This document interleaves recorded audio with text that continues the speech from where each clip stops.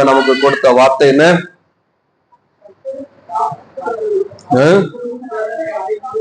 புது பலன் அடைவார்கள். அல்லேலூயா. ஏன் புது பலனை அடைய வேண்டும்? ஏன் புது பலன் அடைவார்கள் என்று சொல்லி இருக்கிறது? மனிதர்களுக்கு வருகிற சோர்வுகள், அதான் இளைஞர் இளைப்படைந்து என்ன செய்வார்கள்? சோர்ந்து போவார்கள், அவர்கள் இடறி போவார்கள். ஆகவே சோர்ந்து போகக்கூடிய சூழ்நிலைகள், சோர்ந்து போகிற பல விதமான காரியங்கள் நம்முடைய வாழ்க்கையிலே வருகிறது இயல்பு. நான் அதெல்லாம் முதலாவது சொன்னேன். இன்னைக்கு ஒரு வாரம் சபைக்கு வர முடியாத ஒரு நிலை ஏற்பட்டதுன்னா அதோடு கூட அவர்கள் என்ன செய்யறாங்க? நின்று விடுகிறார்கள், சோர்ந்து போகிறாங்க. இது சரீரத்திலும் ஏற்படுகிற சில சோர்வுகள் உண்டு, மனதளவிலும் ஏற்படுகிற சோர்வுகள் உண்டு. அதே போல ஏதாவது ஒரு சில பிரச்சனையை கண்டு மனிதர்கள் இடறி போகிறார். முக்கியமா ரட்சிக்கப்பட்டவர்கள் வாழ்க்கையில பல பிரச்சனைகளை கண்டு அவர்கள் இடறி போகிறார். இப்படி ஒவ்வொரு தனிப்பட்ட வாழ்க்கையிலும், ஒவ்வொரு கிறிஸ்தவ வாழ்க்கையிலும், ரட்சிக்கப்பட்ட ஒவ்வொருடைய வாழ்க்கையிலும் அவர்கள் சோர்ந்து போகிற பல அனுபவங்கள், இடறி போகிற பல அனுபவங்கள் இருக்கிறது. இன்னைக்கு அநேகர் அப்படின்னா அதை சோர்ந்து போகி எழும்ப முடியாம ஆவிக்குரிய வாழ்க்கையில குன்றி போய் இருக்கிறாங்க. ஊழிய பாதையில தொடர்ந்து பிரயாணிக்காம தடைப்பட்டு இருக்கிறாங்க. ஒருத்தரிடத்துல நான் போன வாரம் கேட்டேன், இந்த ஊழியம் என்ன ஆச்சுன்னு கேட்டா, நான் காத்திருக்கிறேன் அப்படின்னு சொன்னாங்க. என்ன இப்படி சொல்றீங்கன்னு? காத்திருக்கிறது செய்யறதுக்கு முன்பாக காத்திருப்பது. ஆனா செய்ய ஆரம்பித்த பிறகு காத்திருக்கணும் அவசியம் இல்லை. ஏதோ ஒரு சில பிரச்சனை நிமித்தம் அவர்கள் சோர்ந்து போயிட்டு இருக்கிறாங்க. அதுதான் காரணம். காத்திருக்கிறது எப்போ காத்திருக்கணும்? ஆண்டு சொல்ல பரிசுத்தாவி பெறுகிற வரைக்கும் தான் காத்திருக்க சொல்லி இருக்கிறார். பெற்ற பிறகு யாரும் காத்திருக்க அவசியம் இல்லை, காத்திருக்கவில்லை. அவர்கள் பெற்ற பிறகு என்ன செஞ்சாங்க? அவங்க போய் சுவிசேஷ வேலைகளை செய்தாங்க. அல்லேலூயா.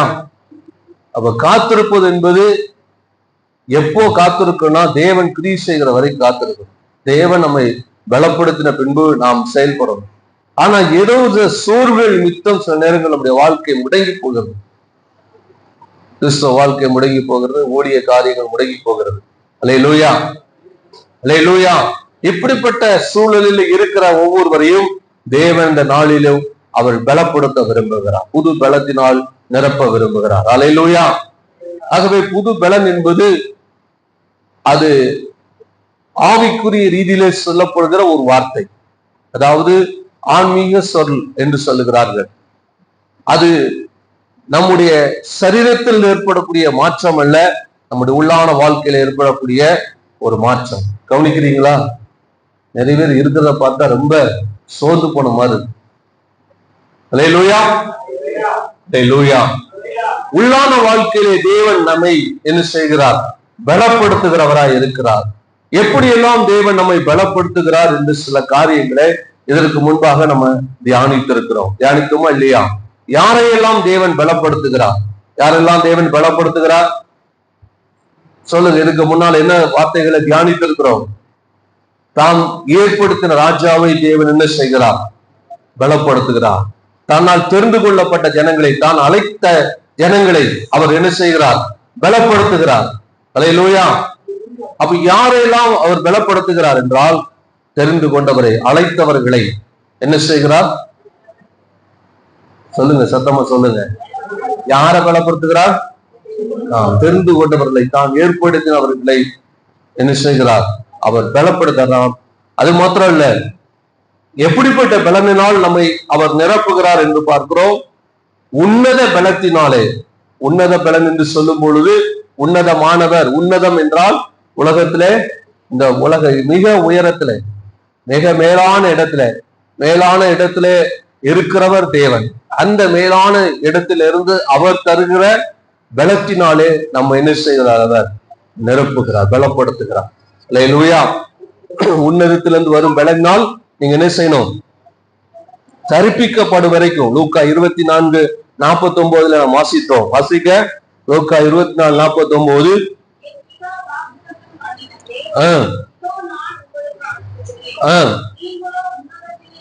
உன்னதத்திலிருந்து வரும் பலனால் என்ன செய்யப்பட வேண்டும்? அப்ப பாருங்க, உன்னத பலத்தினால் நாம் தரிப்பிக்கப்பட வேண்டும். உன்னதத்திலிருந்து வருகிற பலன், அதுதான் தேவன் தருகிற பலன். மற்றவைகள் எல்லாம் உலகத்திலிருந்து வரக்கூடியவைகள். அல்லேலூயா. ஆண்டவர் இயேசு சொல்லுகிறார், உலகத்துல, அதாவது தேவனால் தெரிந்து கொள்ளப்பட்ட ஜனமாகிய இஸ்ரவேல் ஜனங்கள், ஆபிரகாமின் சந்ததி, யாக்கோபின் சந்ததி எகிப்திலிருந்து புறப்பட்டு வரும்பொழுது அவர்கள் வனாந்திரத்திலே மன்னா புசித்தார்கள். ஆனால் ஆண்டவர் சொல்லுகிறார், நான் உங்களுக்காக பரலோகத்திலிருந்து, உன்னதத்திலிருந்து, வானத்திலிருந்து கொடுக்கப்பட்ட ஜீவ அப்பம், என்னை புசிக்கிறவன் என்ன செய்வான்? என்றென்றைக்கும் மறியாமல் இருக்கும்படிக்கும் நான் கொடுக்கிற என் மாமிசம் என்று சொல்லுகிறார். ஆகவே இயேசு உன்னதத்திலிருந்து நமக்காக கொடுக்கப்பட்ட பலன், நமக்காக கொடுக்கப்பட்ட ஜீவ அப்பம். அல்லேலூயா. இயேசு எப்படி உன்னதத்திலிருந்து நமக்காக இறங்கி வந்தாரோ, அதே போல உன்னதத்திலிருந்து நமக்காக பரிசுத்த ஆவியானவரையும் தேவன் நமக்காக என்ன செஞ்சார்? அனுப்பி தந்தார். அல்லேலூயா. ஆண்டவர் இயேசு சொல்லுகிறார், நான் போய் வேறொரு தேற்றவானை உங்களுக்காக என்ன செய்வேன்? அனுப்புவேன். அப்படி என்றால் அந்த தேற்றவான யார்? உன்னதத்திலிருந்து நமக்காக கொடுக்கப்பட்டவர். அல்லேலூயா. நம்மோடு கூட இருக்கும்படிக்கும் நமக்காக அவர் கொடுக்கப்பட்ட உன்னத பலனாக தேற்றவானாகிய அந்த பரிசுத்த ஆவியானவரை நீங்கள் பெற்றுக்கொள்ள வேண்டும் என்று நமக்கு சொல்லி இருந்தார். அந்த உன்னத பலனை நம்முடைய வாழ்க்கையில நாம் என்ன செய்ய வேண்டும்? பெற்றுக்கொள்ள வேண்டும். அல்லேலூயா. கவனிக்கிறீங்களா? அல்லேலூயா. ஆகவே அடுத்து பாருங்க, ஆண்டவர் இயேசு கிறிஸ்து நமக்கு ஒரு பலனாய் இருக்கிறார். அவருடைய வார்த்தை நமக்கு பலனாய் இருக்கிறது. பரிசுத்த ஆவியானவர் நமக்கு என்ன செய்கிறார்? பலனாய் இருக்கிறார். இதையெல்லாம் நம்ம போன வாரத்துல என்ன செய்திருக்கிறோம்? தியானித்து இருக்கிறோம். அவ்விதமாக பலப்படுத்தப்பட்ட நாம் தேவ பலனால் நாம் செய்ய வேண்டியவைகள், செய்ய தேவன் நம்மிடத்தில் எதிர்பார்க்கிற காரியங்கள் என்னென்ற காரியங்களை இன்னைக்கு இந்த வாரத்துல நம்ம தியானிக்க போகிறோம். யோசுவாவின் புத்தகம் 14ஆம் அதிகாரம் 10ஆம் வசனத்துல இருந்து வாசிக்கலாம். யோசுவாவின் புத்தகம் 14ஆம் அதிகாரம் 10ஆம் வசனத்துல இருந்து வாசிங்க.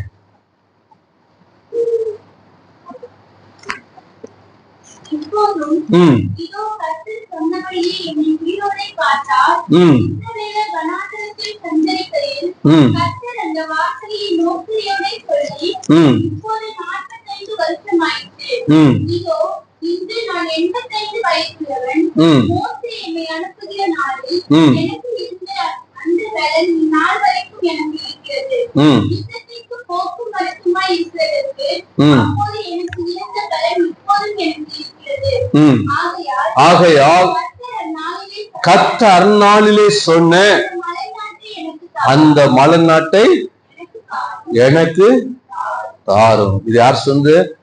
காலேப். இஸ்ரவேல் ஜனங்கள் அவர்கள் கானான் தேசத்தை சுதந்திரிக்கு முன்பாக மோசே உயிரோடு இருந்த பொழுது அவன் 12 பேரை வேவு பார்க்க அனுப்பினான்.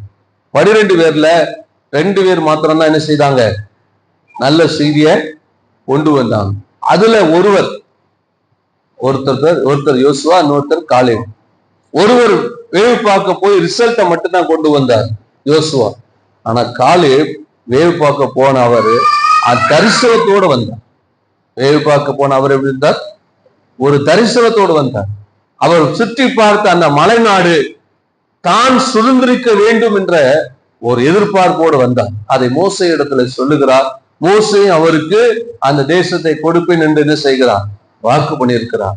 அப்ப சுத்தி பார்க்கும்போது அவருக்கு வயசு எத்தனை? சுத்தி பார்க்கும்போது 80 வயசா? இப்பதான் 85 வயசு.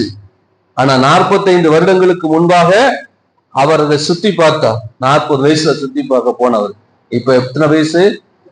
85 வயது சொல்லுகிற. இப்போது நான் 85 வயதுள்ளவன், இப்போது 40 வருஷம் ஆயிடுச்சு என்று சொல்லி 10ஆம் வசனத்தில் சொல்கிறார். ஆகவே மோசே என்னை அனுப்புகிற நாளில் எனக்கு இருந்த அந்த பலன் இதுதாங்க தேவ பலன். தேவ பலன் என்பது ஒரு நாளும் நமக்குள்ளே குறைந்து போவது இல்லை. வயது குறைந்து போகலாம், ஆனா தேவ பலன் ஒரு நாளும் குறைந்து போகாது. அல்லேலூயா. இதான் உள்ளான வாழ்க்கையிலே நமக்கு கிடைக்கிற அனுபவம். சில வயசாக ஆகவோ பல பிரச்சனை வரும்போதோ நம்ம தரிசனம் மாறிடும். ஊழி அழைப்பு போயிருது, ஊழி அழைப்பை விட்டுறாங்க, தரிசனத்தை விட்டுறாங்க, தரிசனத்தை இழந்துடுறாங்க.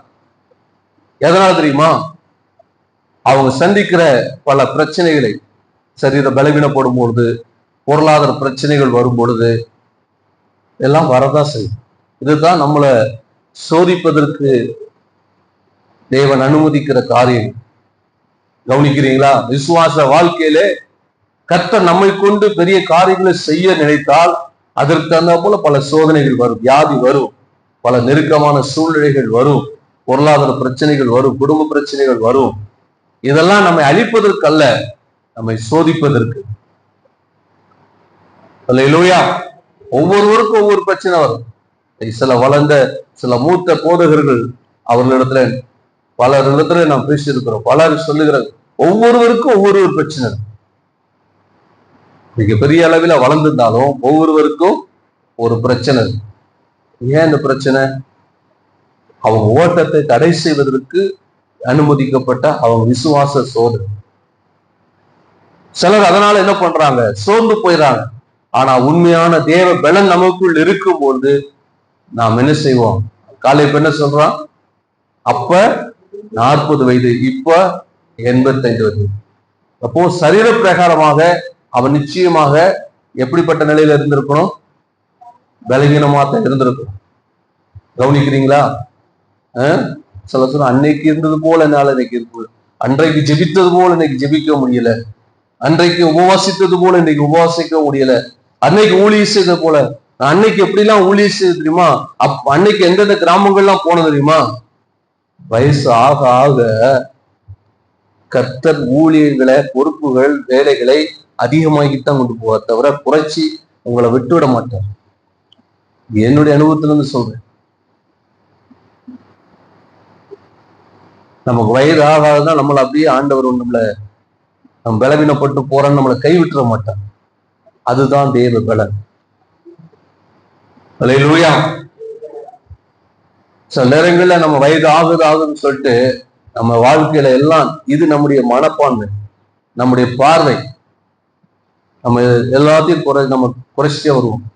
நம்முடைய ஜெப வாழ்க்கை குறைந்து போகும், நம்முடைய விசுவாச ஓட்டம் குறைந்துரும், ஊழியம் குறையும், எல்லாம் குறையும். ஆனா அவன் சொல்றான், அன்னைக்கு 40 வயது, 40 வயதுக்கு முன்பாக நாங்கள் அந்த ஏரியாவை சுத்தி பார்த்தோம். அப்போ மோசேட்ட கேட்கும் போது மோசே ஓகேன்னு சொல்லிட்டாரு. இப்போ மோசே இல்ல, யோசுவா தான் பகிர்ந்து கொடுத்து தேசத்தை பங்கிட்டு கொடுத்து கொண்டு இருக்கிறான். யோசுவாட்ட காலில் சொல்லுகிறான், இப்ப எனக்கு 85 வயது, ஆனாலும் நான் சொல்றேன் அந்த மலை நாட்டை எனக்கு எந்த தரிசனத்தோடு நம்முடைய ஓட்டத்தை ஆரம்பிச்சோமோ அதே தரிசனத்தை நிறைவேற்றி முடிக்கிற வரைக்கும் நம்ம ஓட்டத்தை நிறுத்தக்கூடாது. ஒரு சத்தத்தையும் காணுமே. ஊடையில பிரச்சனைகள் வரும். சிலருக்கு திருமணமாகிறவன்னு அந்த ஓட்டம் குறைஞ்சு, குழந்தைகள் பெற்றோன்னு ஓட்டம் குறையும். ஆனா அதை மட்டும் குறைய மாட்டோம். வரிசையா விட்ட வருஷத்துக்கு ஒண்ணு கூட சில பெற்று எடுத்துக்கிடுவோம். அது மட்டும் குறையக்கூடாது. எது குறையும்? ஜெப வாழ்க்கை குறையும், ஊழியர் குறையும், எல்லாம் குறையும். அல்லேலூயா. சில சொல்லுவாங்க வயசாச்சு பாஸ்டர். பேரம்பத்தி எடுத்தாங்க. ஏனோக்கு அவன் குமாரத்தியில பெற்று தேவனோடு சஞ்சரித்துக் கொண்டிருந்தான். அவன் ஓட்டம் குறையல. பிள்ளைகளுக்கு திருமணம் ஆகல, பிள்ளைகளுக்கு கல்யாணம் ஆகல, பிள்ளைகளுக்கு குழந்தை இல்லை சொல்லுவாங்க. பிள்ளைகள் திருமணமாகி பிள்ளைகள் குழந்தை பெற்றவொடனே அப்படியே பேரம்பத்திகளோடு இப்போ மற்ற காரியங்களோடு நம்ம நேரத்தை காலத்தை அப்படியே ஒப்பிச்சுட்டு போயிடலாம்னு நினைக்கிறோம். மைண்ட் செட்டப் மாறிடுச்சு. ஓட முடியலன்னு அதுல எவ்வளவு நேரம் செலவழிக்கிறோம். நம்ம சொந்த காரியத்துக்கு எவ்வளவு முடியுது நம்மளால பலன் இருக்கு, அதுக்கு எவ்வளவு நேரத்தை செலவழிக்கிறோம்.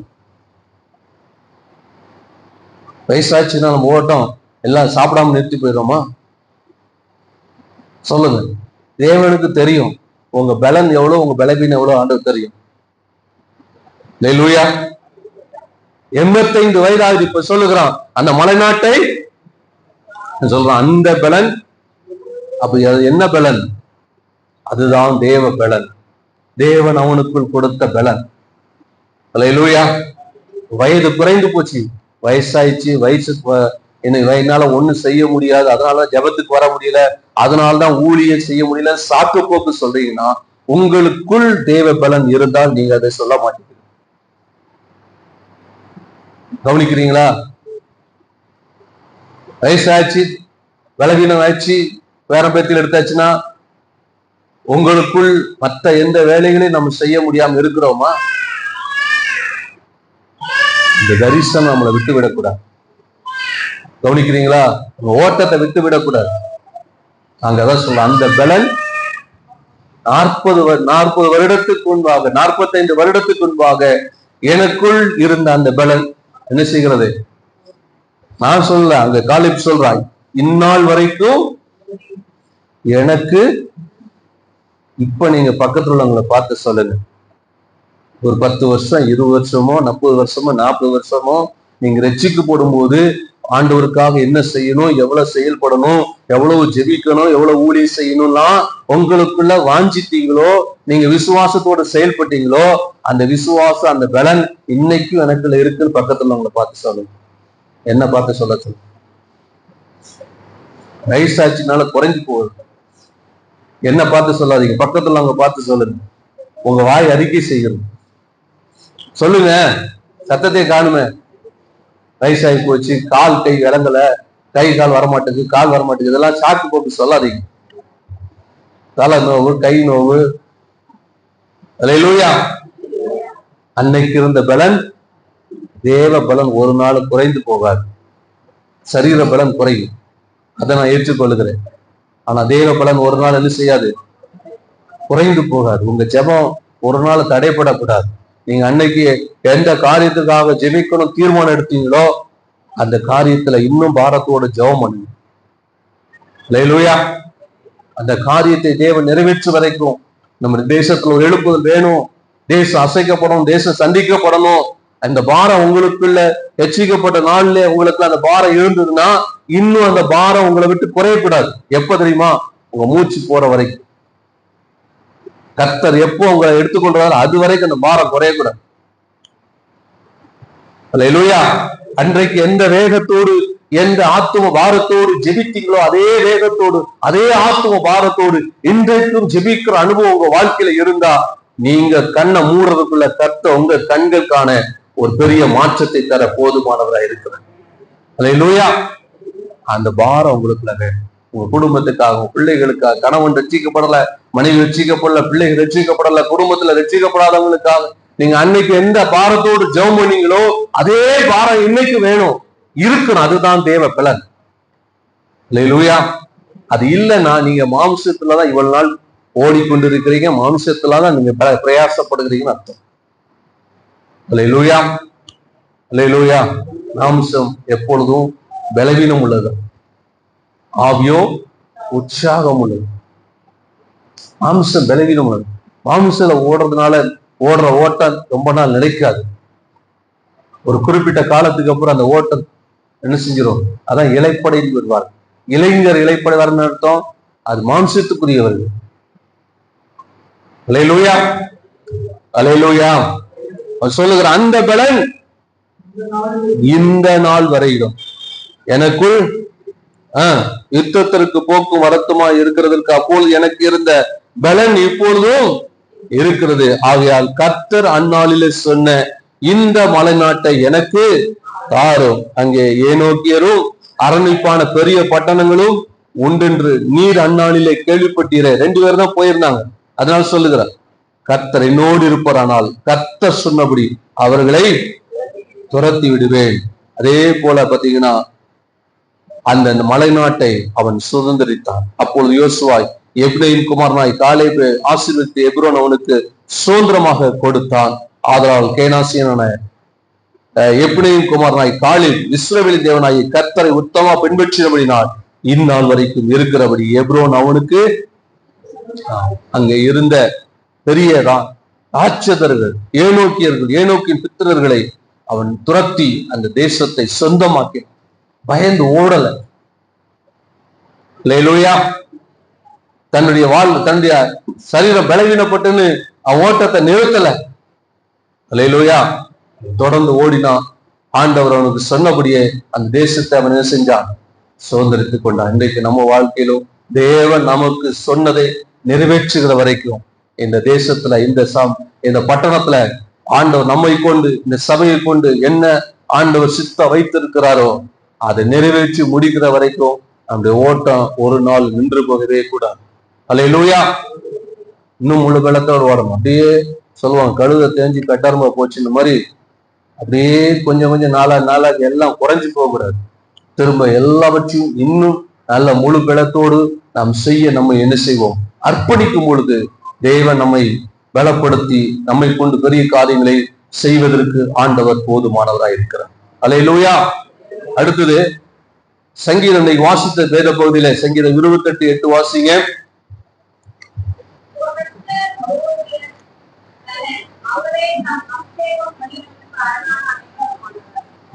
கர்த்தர் அவர்களுடைய பலன், அவரே தாம் அபிஷேகம் பண்ணினவர்களுக்கு என்ன செய்கிறார்? அல்லேலூயா. கர்த்தர் ஒரு மனிதனை பலப்படுத்தும் பொழுது, அவருடைய அபிஷேகம் ஒரு மனிதனில் இருக்கும் பொழுது, கர்த்தர் அவனுக்கு வேண்டிய சகல காரியங்களிலும் அவனுக்கு உதவி செய்கிறார். அல்லேலூயா. இப்போ அந்த காலேபு குறித்து பார்க்கிறோம்.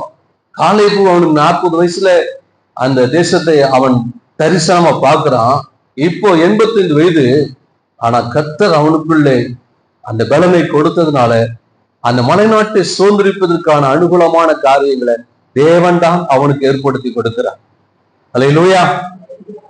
அதே போல ஏசாயா 45ஆம் அதிகாரம் முதல் வசனத்துல வாசிக்கலாம். 45:1 வாசிங்க.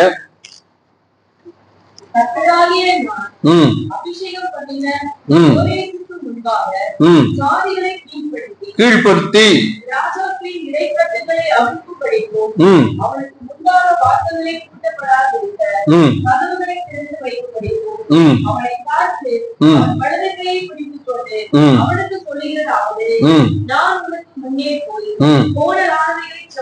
செவையாக்குவேன். வாசிங்க.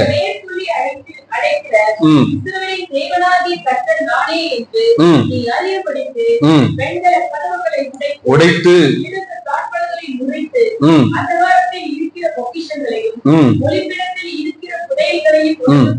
கொடுப்பேன். யாக்கோபின் நிமித்தமும் இஸ்ரவேல் நிமித்தமும் நான் உன்னை பெயர் சொல்லி அழைத்து நீ அறியாதிருந்தோம்.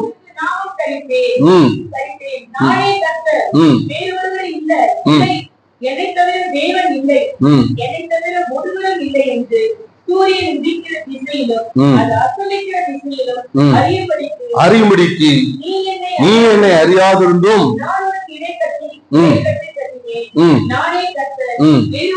பாருங்க, இந்த கோரேஸ் இவன் ஒரு சின்ன ஒரு ராஜ்யம், அந்த மேதிய ராஜ்யத்துடைய ராஜா. இந்த கோரேஸ் ஆண்டவர் எதற்காக ஆண்டவர் தேர்ந்தெடுக்கிறாருன்னா,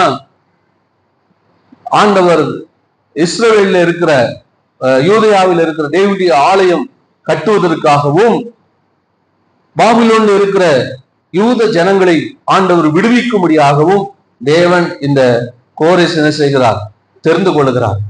ஆனா இப்பொழுது இவனுடைய நிலை எப்படின்னா, அந்த ஜனங்களை விடுவிக்கிறதுக்கான அதிகாரம் இவனுக்கு கிடையாது. ஏன்னா ஒரு சின்ன ஒரு ராஜாவா இருக்கிறான்.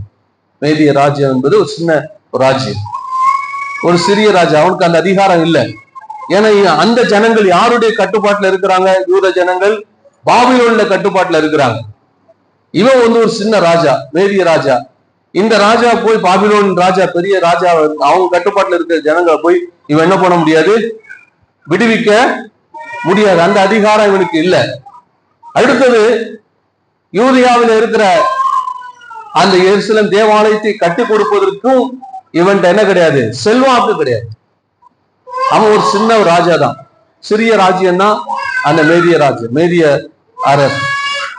இவனுக்கு அந்த ஆலயத்தை கட்டி கொடுப்பதற்கான பண வசதியும் செல்வாக்கும் கிடையாது. அந்த ஜனங்களை பாபிலோனிலிருந்து விடுவிப்பதற்கான அதிகாரமும் இவனுக்கு என்ன கிடையாது? கிடையாது. இப்படிப்பட்ட சூழ்நிலையில ஆண்டவர் அவன் என்ன செய்கிறார்? கவனிக்கிறீங்களா? என்ன செய்கிறார்? ஆண்டவர் தெரிந்து கொள்ளுகிறார். இன்னைக்கு உங்களை என்னையும் ஆண்டவர் அப்படிதான் தெரிந்து கொண்டிருக்கார். இதை நாம் புரிக்கலன்னா, இதை புரிந்து கொள்ளாத வரைக்கும் நம்ம ஆண்டவருக்காக ஒண்ணு செய்ய முடியும். அல்லேலூயா, அல்லேலூயா. இவனை கர்த்தர் எருசலேம் தேவாலயத்தை கட்டுவதற்கு தெரிந்து கொள்கிறார். ஆனா தேவாலயத்தை கட்டுவதற்கான செல்வாக்கு அவன்கிட்ட கிடையாது. அவ்வளவு பெரிய ஆளு கிடையாது. யூத ஜனங்களை பாபிலோனிலிருந்து விடுதலையாக்குவதற்கான அதிகாரம் அவனுக்கு கிடையாது. ஆனாலும் கர்த்தர் அவனை தெரிந்து கொள்கிறார். கர்த்தர் தெரிந்து கொண்டு அவனை என்ன செய்கிறார்? அபிஷேகிக்கிறார். அன்று சொல்லுகிறார். எதுக்காக தெரிந்து கொண்ட? 2 காரியத்தை அன்று சொல்லுவார். ஒண்ணு, 4ஆம் வசனத்துல அன்று சொல்ல, நான் என் தாசனாகிய யாக்கோபின் நிமித்தமும் நான் தெரிந்து கொண்ட இஸ்ரவேல் நிமித்தமும் நான் உன்னை பெயர் சொல்லி அழைத்து நீ என்னை அறியாதிருந்து உன் நாமத்தை. முதலாவது எதற்காக தேவன் அவனை தெரிந்து கொண்டிருக்கிறார்னா, முதலாவது இஸ்ரவேல் ஜனங்களை எகிப்திலிருந்து பாபிலோனிலிருந்து விடுவிப்பதற்காக, அவர்களை கானான் தேசத்துக்கு மறுபடியும் யூதேயாவுக்கு அனுப்பி வைப்பதற்கு, தேவனுடைய ஆலயத்தை கட்ட அவர்களை அனுப்பி வைப்பதற்கு கர்த்தர் அவன் என்ன செஞ்சார்? தெரிந்து கொண்டான். கவனிக்கிறீங்களா? அல்லேலூயா. ஆனா அவன் இருக்கிறதோ ஒரு சின்ன ஒரு ராஜ்யம், மேதிய ராஜ்யம், ஒரு சின்ன ராஜ்யம். அவன்கிட்ட செல்வாக்கும் இல்லை, அவன்கிட்ட அதிகாரம் கிடையாது. 2வது என்ன காரணத்துக்காக தெரிந்து கொண்டு இருக்கிறார்? 6ஆம் வசனத்துல 5, 6 வசனத்துல ஆண்டு சொல்ற, நானே கர்த்தர், வேறொரு என்னை தவிர ஒருவரும் இல்லை என்று உதிக்கும் திசை தொடங்கி பாருங்க, ஆண்டு சொல்றார், நானே தேவன் என்பதை பூமியில் உள்ள ஜனங்கள் அறிந்து கொள்ளும். சூரியன் உதிக்கும் திசை தொடங்கி அஸ்தம் அறியும்படிக்கு நீ என்னை அறியாதிருந்தும் நான் உன்னை இடைக்கட்டு கட்டினேன் என்று கர்த்தர் சொல்லுகிறார். அல்லேலூயா. ஒன்று, யூத ஜனங்களை விடுவித்து அவர்களை யூதேயாவுக்கு கொண்டு போய் எருசலேம் ஆலயத்தை கட்ட வைக்கணும். 2வது, பூமியில் இருக்கிற சகல ஜாதிகளும் யாரை அறிந்து கொள்ளணும்? தேவனாகிய கர்த்தரை அறிந்து கொள்ளணும். அல்லேலூயா. கர்த்தர் உங்களை என்னை தெரிந்து கொண்ட நோக்கம் அதுதான். சத்தத்தை காணுமே, சத்தம் அவ்வளவுதானே? அல்லேலூயா. என்னுடைய தாசனாகிய யாக்கோபின் நிமித்தம், நான் தெரிந்து கொண்ட இஸ்ரவேல் நிமித்தம் நான் உன்னை. கர்த்தர் உங்களை எதுக்காக பெயர் சொல்லி அழைத்திருக்கிறார் தெரியுமா? அவருடைய ராஜ்யம் இந்த பூமியிலே கட்டப்பட வேண்டும்.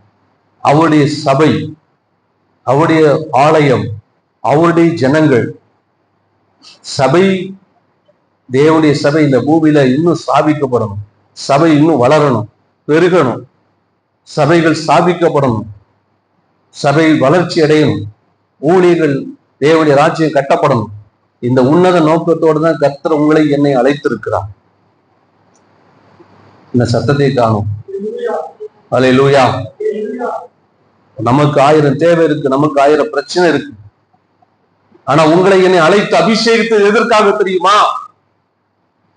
உங்களை என்னை தேவன் எதற்காக ரட்சித்திருக்கிற, எதற்காக அபிஷேகித்திருக்கான்னு சொல்லுறான். நீ என்னை அறியாதிருந்தும் நான் உனக்கு என்ன செய்தேன்? இடைக்கட்டிட்டேன். நீ என்னை அறியாதிருந்தும் உனக்கு நாமத்தை தரித்தேன். நாம் அவரை அறியாதிருந்தும் இன்றைக்கு அவர் நம்மை தெரிந்து கொண்டிருக்கிறார். அவர் நம்மை ரட்சித்திருக்கிறார். அவர் நம்மை அபிஷேகித்திருக்கிறார். அவர் நம்மை இடைக்கட்டி கட்டி இருக்கிறார்.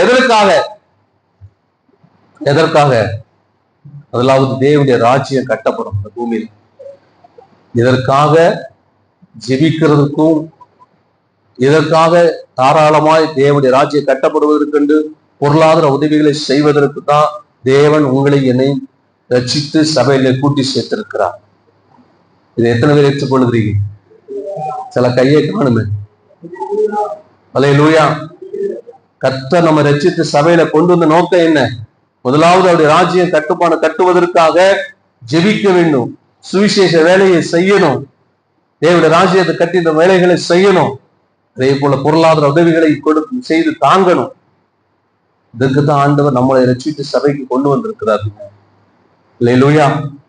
இன்னும் எப்பவுமே ஏதோ ஒரு பகுதியை கொடுத்தோம் என்ற திருப்தியில் அல்ல, நம்மை பாதிக்கிற அளவுக்கு கர்த்தருக்காக கொடுக்கிற மனநிலை நமக்கு வேணும். பொருளாதாரத்திலே மட்டுமல்ல, நம்முடைய நேரத்தை கொடுக்கறதில்லை, எல்லாவற்றிலும் செலவு பண்றதில்லை. பொருளாதாரத்துல செலவு பண்ணணும், நேரத்தை செலவு பண்ணணும், சரீர பலனை செலவு பண்ணி ஊழியம் செய்யணும். கர்த்தருக்காக செயல்படுவதற்குத்தான் ஆண்டவர் உங்களை என்னையும் ரட்சித்து சபையில கூட்டி சேர்த்திருக்கிறார். அல்லேலூயா, அல்லேலூயா. நான் பாஸ்டர், நான் வந்துருவேன் ஊழியத்துக்கு, சிலர் வந்துருவேன், ஆனா என்ன பண்றது, குடும்பத்தை நடத்தணுமே, ஆனா என்ன பண்றது, இது செஞ்சு பாருங்க. கர்த்தர் ஏற்கனவே நான் சொன்னேன், இஸ்ரவேல் ஜனங்களை பாபிலோன்ல இருந்து கொண்டு போகணும், இஸ்ரவேல் ஜனங்களை கொண்டு போய் அங்க தேவனுடைய ஆலயத்தை கட்டணும். ஆனா இவனுக்கு அந்த அதிகாரம் கிடையாது, இவன செல்வாக்கே இல்லை. ஆனா கர்த்தர் அவன் என்ன செஞ்சிருக்கிறார், என்ன செஞ்சிருக்கிறார், தெரிந்து கொண்டிருக்கார். அதனாலதான் ஆண்டவர் சொல்றாரு, உன்னை நான் தெரிந்து கொண்டதுனால என்ன பண்ணுவேன், உனக்கு முன்னே போய் செவ்வையாக்குவேன். அதுக்கு முன்னால முதல் வசனத்துல பாருங்க, உனக்கு முன்பாக வாசல்கள் பூட்டப்படாதற்கு கதவுகளை திறந்து வைப்பேன், உனக்கு முன்பாக போன நடந்து செவ்வையாக்குவேன், வெண்கல கதவுகளை உடைத்து இரும்பு தாழ்பாடுகளை முறித்து அந்தகாரத்தில் இருக்கிற பொக்கிஷங்களையும் ஒளிப்பீடத்தில் இருக்கிற புதையல்களையும். அல்லேலூயா. இன்னைக்கு தேவனுடைய ராஜ்யத்தை கட்டுவதற்கான பொக்கிஷங்கள், முதலாவது பொக்கிஷம் என்று சொல்ல போனா, தேவனுடைய ராஜ்யத்தை பொக்கிஷம் என்று சொல்லும் போது விலையேறப்பெற்ற ஆத்துமாக்கள் எங்க இருக்குன்னு அந்தகாரத்தில் இருக்கு, இருளுக்குள் இருக்கிறது, நம்ம கண்களுக்கு மறைவாய் இருக்கிறது. இன்னொன்னு, கோரேஸ் ராஜாவுக்கு ஆண்டவர் அவனை கொண்டு போய், ஆண்டவர் இந்த பாபிலோனை கொண்டு போய் அந்த தேசத்தை அவனுக்கு கொடுக்கல. ஆனா அவனை அழைக்கும் போது, அவனை அபிஷேகிக்கும் போது, அவன் ஆண்டவர் அவனுக்கு அந்த காலத்தில் இருக்கிற அந்த பொக்கிஷங்களை கொடுக்க சித்தமா இருக்கிறார். அல்லேலூயா. பொக்கிஷங்கள் இப்பொழுது அந்த காலத்துல இருக்கு. இன்னைக்கு தேவனுடைய ராஜ்ய கட்டுமான பணிக்கு பொருளாதாரம் தேவைதான், பல காரியங்கள் தேவைதான். ஆனா இதெல்லாம் விலையேறப்பெற்ற ஆத்துமாக்களும் சரி, பொருளாதாரம் சரி, இன்னைக்கு எங்க இருக்கு, அந்தகாரத்துக்குள் இருக்கிறது, பிசாசின் ஆதிக்கத்துக்குள் இருக்கு. இதை நாம் புரிந்து கொள்ளணும். ஆனா கர்த்தர் தாம் அபிஷேகம் பண்ணினவனுக்கு அதை கொடுக்க அவர் ஆயத்தமாயிருக்கிறார், ஆத்துமாக்களை கொடுக்க ஆயத்தமாயிருக்கிறார், விலையேறப்பெற்ற பொன் வெள்ளி போன்ற பொருட்களை கொடுக்க ஆயத்தமாயிருக்கிறார். பொக்கிஷம் என்பது அன்னைக்கு என்ன, பொன் வெள்ளி, ஒளிப்பிடத்தில் இருக்கிற புதையல்கள். ஒளிப்பிடம் என்று சொல்லும் பொழுது மறைவிடங்களில இருக்கிறது, நம்ம கண்களுக்கு தெரியல, ஆனா ஆண்டவர் சொல்றார் அது அவனுக்கு பொறுப்பு. அல்லேலூயா.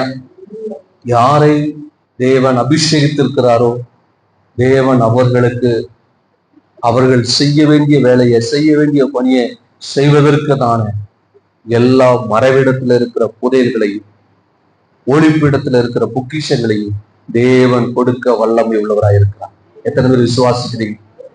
பெண்களை கதவுகள், சில ஆத்துமாக்கள் வர முடியாம, ஜனங்கள் சபைக்கு வர முடியாம வெண்கல கதவுகளுக்குள் இருக்கிறார். அதெல்லாம் நீங்களும் நானும் போய் திறக்க முடியாது, வெண்கல கதவை திறக்க முடியாது.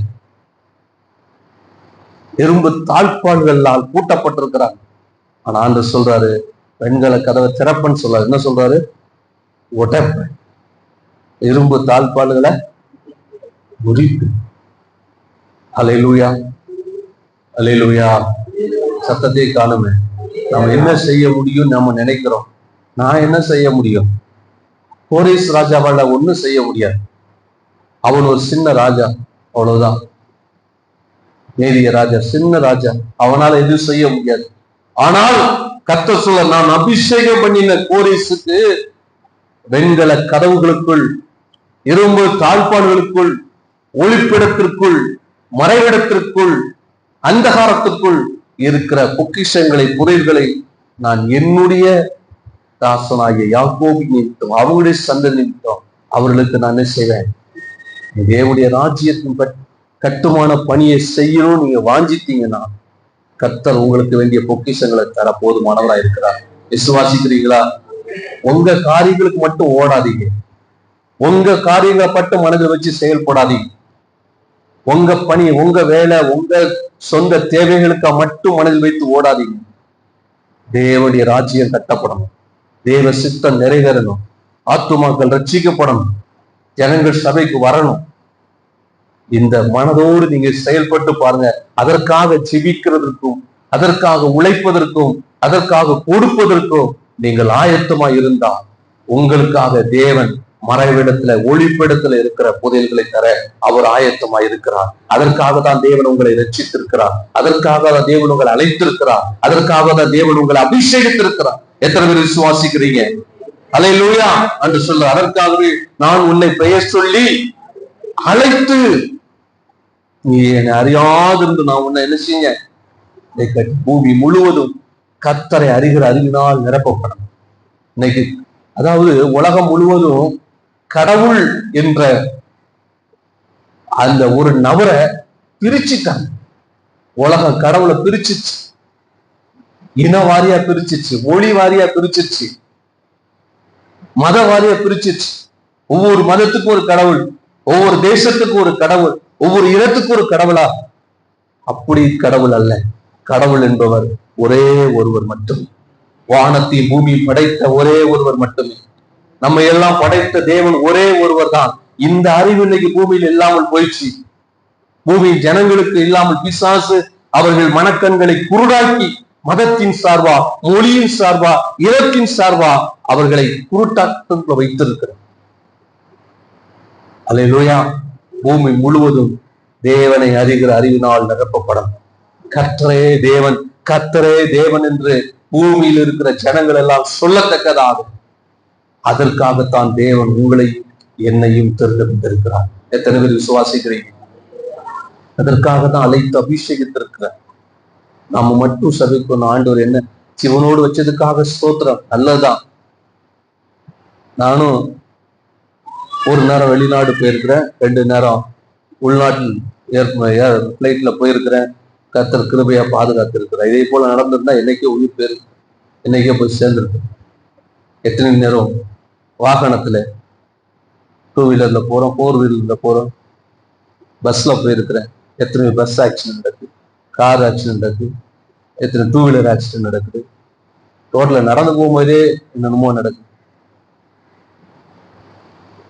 ஆனா ஆண்டவர் என்னை இன்னைக்கும் ஜீவனோடு வைத்திருக்கிறார். அதுக்காக ஸ்தோத்திரம்.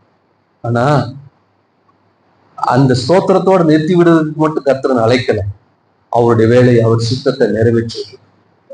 சொல்ல போனா கர்த்தர் எங்கேயோ இருந்த என்ன இந்த இடத்துல கொண்டு வந்தார். என்ன இந்த இடத்துல கொண்டு வரும்போது ஆண்டவர் எனக்கு கொடுத்த வார்த்தையே எது தெரியுமா? ஏசாயா 46:11. ஏசாயா 40 உராஞ்சுகிற ஒரு பட்சியை என் ஆலோசனை நிறைவேற்றும் மனுஷனை தூர தேசத்துல இருந்தும் ஆண்டவர், ஏன் ஆண்டவரை கொண்டு வந்தீங்கன்னு கேட்கும் போது ஆண்டவர் எனக்கு கொடுத்த வார்த்தை அதுதான். என் ஆலோசனை நிறைவேற்றுகிற மனுஷனை தூர தேசத்துல இருந்தும் வரவழைக்கிறவராய் இருக்கிறேன். கர்த்தர் என்னை இந்த இடத்துல தூரம், இது எனக்கு தூரம், தூர தேசத்துல இருந்து ஆண்டவர் இந்த பகுதிக்கு என்னை கொண்டு வந்திருக்கிறார். அவருடைய ஆலோசனை நிறைவேற்றுவதற்காக தான், அவருடைய திட்டத்தை நிறைவேற்றுவதற்காக தான், அவருடைய சித்தத்தை நிறைவேற்றுவதற்காக தான். இன்னைக்கு அதற்காக நான் ஜெபித்தேன். ஆண்டவர் இந்த பகுதிக்கு ஆசீர்வாதமாய் என்னை பயன்படுத்தி கொண்டு வருகிறார். நீங்களும் எனக்காக ஜெபித்து கொண்டிருக்கிறீங்க. உங்களுடைய ஜெபத்தினாலே கர்த்தர் இந்த பகுதிக்கு மட்டுமல்ல, ஆண்டவர் இந்த திருப்பத்தூர் மாவட்டத்துல, இந்த தமிழ்நாடு முழுவதிலுமே இன்னைக்கு அவருடைய பணி, அவருடைய வேலையை செய்ய கர்த்தரனை பயன்படுத்தி கொண்டிருக்கிறார். இதற்கு நீங்களும் ஒரு காரணம். உங்களால தான் ஆண்டவர் இன்னைக்கு இவ்வளவு காரியங்களை செய்து கொண்டிருக்கிறார். அல்லேலூயா. அதனால இன்னும் ஆண்டோடைய வேலை அதிகமா செய்யணும். அவருடைய சித்தத்தை செய்வதற்கு உங்களுடைய ஜெபம் எனக்காக அதிகமா தேவையா இருக்கிறது. உங்களுடைய பொருளாதார உதவியும் அதிகமாய் தேவையா இருக்கிறது. அல்லேலூயா, அல்லேலூயா. அநேக நேரங்களிலே பல நேரங்கள் அதிகமா இரவு பகல் பல இடங்களுக்கு போக வேண்டிய, தொடர்ந்து பிரயாணப்படுகிற சூழ்நிலைகள்லாம் இருக்கும்போது கர்த்தர் நல்ல சுகத்தை தரும்படி, நல்ல பாதுகாப்பை தரும்படி தொடர்ந்து எனக்காக ஜெபம் பண்ணுங்க. அதாவது நீங்க செய்ய, உங்கள் சார்பாக தேவன் என்னை அதை கொண்டு செய்கிறார்.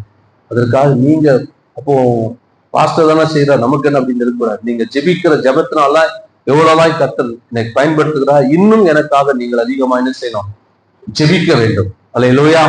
நீங்களும் உங்களுடைய வாழ்க்கையிலும் தேவ சித்தம் நிறைவேற அதற்காக ஒப்பு கொடுத்து செய்யுங்க, ஜெபம் பண்ணுங்க. கர்த்தர் அந்த காலத்துல இருக்கிற பொக்கிஷங்களை உங்களுக்கு தர போதுமானவராக இருக்கிறார். அல்லேலூயா. எப்படி என்னை அழைத்து ஆண்டவர் அவருடைய வேலையை செய்வதற்கு ஆண்டவர் என்னை பயன்படுத்துகிறாரோ, எனக்கு என்னுடைய காரியங்களை தேவன் பொறுப்படுத்துகிறாரோ, அதே போல உங்கள் வாழ்க்கையில் செய்வதற்கு ஆண்டவர் போதுமானவராக இருக்கிறார். அல்லேலூயா. அவருடைய சித்தம், அவருடைய தேவனுடைய சித்தம் எல்லா மனிதனும் ரட்சிக்கப்படவும், சத்தியத்தை அறிகிற அறிவை அடையவும், அப்ப இந்த பூமி முழுவதும் இல்ல ஜனங்கள் ரட்சிக்கப்படுவது தேவனுடைய சித்தமா இருக்கிறதுனாலே அதை நிறைவேற்றுவதற்கு தேவன் உங்களை பலப்படுத்தி பயன்படுத்துவாராம். அல்லேலூயா. ஒரே ஒரு காரியத்தை சொல்லி நான் முடிக்க விரும்புகிறேன். 1 ராஜாக்கள் புஸ்தகம் 19ஆம் அதிகாரம் 5ஆம் வசனத்தில் வாசிக்கலாம். 1 ராஜாக்கள் 19.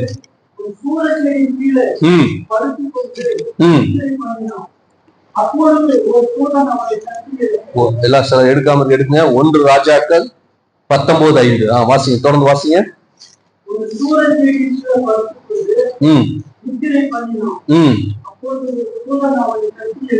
தூதன் அவனை தட்டி எழுப்பி போஜனம் பண்ணு என்று சொன்னான்.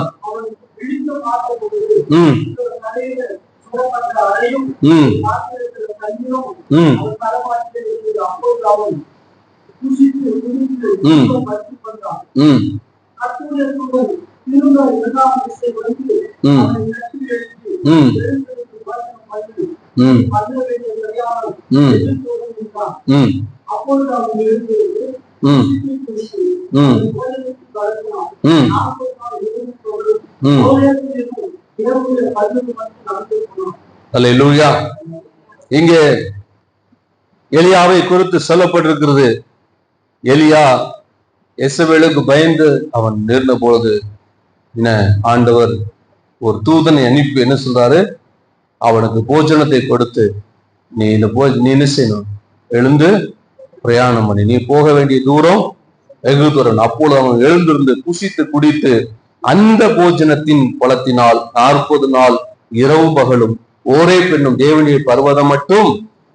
யோசித்து பாருங்க, ஒரு நேரம் சாப்பாட்டுனால 40 நாள் நடக்க முடியுமா? தேவன் அவனுக்கு கொடுத்த பலன். அல்லேலூயா. சோர்ந்து போயிருந்து அவனை முதலாவது தூதன் தட்டி எழுப்பி அவனுக்கு என்ன செய்யறான், சாப்பாடை கொடுக்குறான். ஒரு ஏதோ தலையில் சுடப்பட்ட அடையும் ஒரு பாத்திரத்துல தண்ணீரும் அவன் தலை மாட்டுல இருக்கு. விழித்து பார்க்கான், திடீர்னு பார்க்கிறான், எதேச்சியா பார்க்கிறான். சோர்ந்து போய் படுத்து சூரச்சிலை படுத்து இருந்த அவனுக்கு தன்னன் தனியா எங்கேயோ ஒரு இடத்துல இருக்கிறான். ஊரை விட்டு எங்க வெளியில எங்கேயோ ஒரு இடத்துல இருக்கிறான். சம்பந்தமில்லாத இடத்துல இருக்கிற அவனுக்கு இப்போ என்ன இருக்கு? ஆமா, ஊரை விட்டு சில நேரங்கள்ல நாங்க பிரயாணம் பண்ணும்போது ஊரை விட்டு கொஞ்சம் அவுட்டர்ல போயிடுச்சுன்னா சாப்பாடு கடை எதுவுமே இருக்காது. ஊருக்குள்ள இருந்தா நம்ம வேணுங்கிறத வாங்கி சாப்பிடலாம். அவுட்டர் போயிட்டோம்னா ஒண்ணுமே கிடைக்காது. இவன் ஊரை விட்டு வெளியில எங்கேயோ இருக்கிறான், ஒரு சூரச்செடிங்களை படுத்து கிடக்குறான். ஊருக்குள்ள இருந்தா ஏசபேல் அவனை கண்டுபிடிச்சிருவான்னு எங்கேயோ இடத்துல படுத்து கிடக்குறான், வனாந்திரத்துல. அப்படி வனாந்திரத்துல அவன் என்ன சொல்ற, வனாந்திரத்துல ஒரு நாள் பிரயாணம் போய், ஒரு நாள் பிரயாண தூரம் போய் படுத்து கிடக்குறான். அவனை கண்டுபிடிக்க முடியாத இடத்துல யாரா எந்திரிச்சு பார்த்தா தலையில என்ன இருக்கு, தலை மாட்டுல ஆமா ஒரு தலையில் சுடப்பட்ட அடையும் தண்ணீரும். எதிர்பார்க்காத அளவிற்கு, எதிர்பார்க்காத இடத்துல உங்களுக்கு கர்த்தர் அற்புதத்தை செய்ய போதுமானவராக இருக்கிறார். எத்தனை பேர் விசுவாசிக்கிறீங்க? அல்லேலூயா. எதிர்பார்க்காத, நீங்க நினைக்கிறீங்க இந்த இடத்துல நமக்கு யாரும் உதவி செய்ய முடியாது, இந்த இடத்துல எந்த மனிதன் நமக்கு உதவி செய்ய முடியாது, எந்த இடத்துல மனிதன் நமக்கு உதவி செய்ய முடியாது நீங்க நினைக்கிறீங்களோ அதே இடத்துல கர்த்தர் உங்களுக்கு உதவி செய்ய போதுமானவராக இருக்கிற. எத்தனை விசுவாசிக்கிறீங்க? நல்ல கரங்களை தட்டி ஆண்டவரை மகிமைப்படுத்துங்க. நீங்க மனுஷனை நம்பி போகாதீங்க, எந்த இடத்துல மனுஷனை நம்பி நிற்காதீங்க. அல்லேலூயா. எந்த மனுஷனை உதவி செய்ய முடியாது நினைக்கிற இடத்துல கர்த்தர் அற்புதமாய் உங்களுக்கு உதவி செய்வார், ஆச்சரியமாய் நடத்துவார். அல்லேலூயா.